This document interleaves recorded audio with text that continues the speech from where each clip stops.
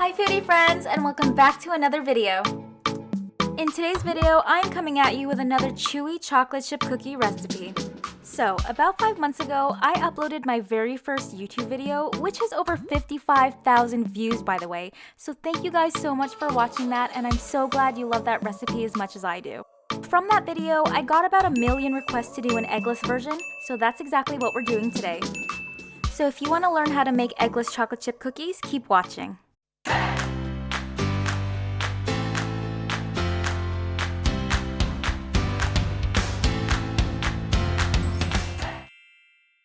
So in today's video, we're actually going to be using the exact same chewy chocolate chip cookie recipe that I uploaded 5 months ago on my YouTube. So if you haven't checked it out and you're interested, I'll be linking it in the video now, so you should be able to see it on the top right corner of your screen. Just to pause here, something super important to note is that in this recipe, you should be using a full fat stick butter. If you end up using margarine or any butter mixed with vegetable oil, your cookie dough is going to come out runny. Now it's time for the best part of this video, the egg substitute.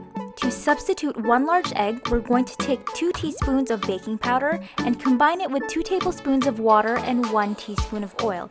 Now watch as the science happens. Now we're going to drop this concoction into our mixture, and that is it. That is going to be our egg substitute in this recipe. Easy, right? So now we're just going to continue mixing our wet ingredients until we achieve a ribbon-like consistency. So what do I mean by that? So what that means is when you take your mixture and you drizzle it, it should hold its form for a couple of seconds and it actually looks like ribbons. So now that our wet mixture is done, it's time to work on our dry ingredients, but while I do that, let's talk more about egg substitutes. So I know there are so many egg substitutes out there when it comes to baking, but in my opinion, egg substitutes are not a one-size-fits-all. So what I mean by that is for different recipes, I think there are different egg substitutes that work best. For this cookie recipe specifically, I experimented with so many egg substitutes like carbonated water, mashed bananas, applesauce, but I found that the baking powder, water, and oil combination worked the best because it didn't alter the taste or the texture of my cookie at all.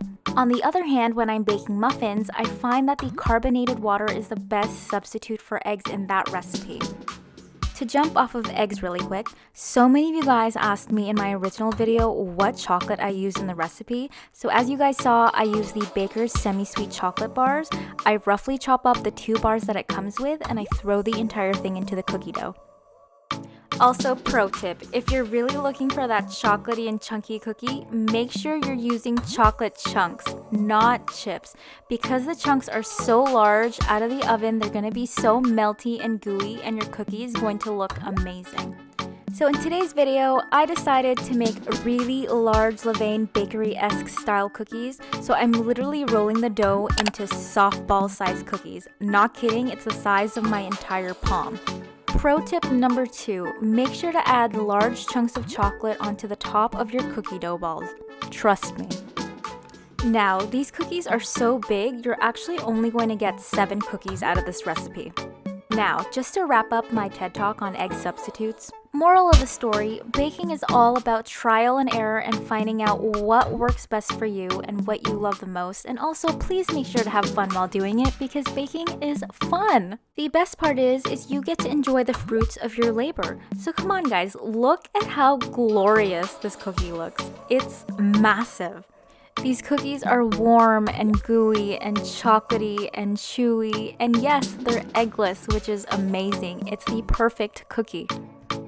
That is a wrap, folks. If you guys enjoyed this video, don't forget to hit that like button and hit that subscribe button if you want to see more recipe videos from me. Thank you guys so much for watching, and I'll see you next time.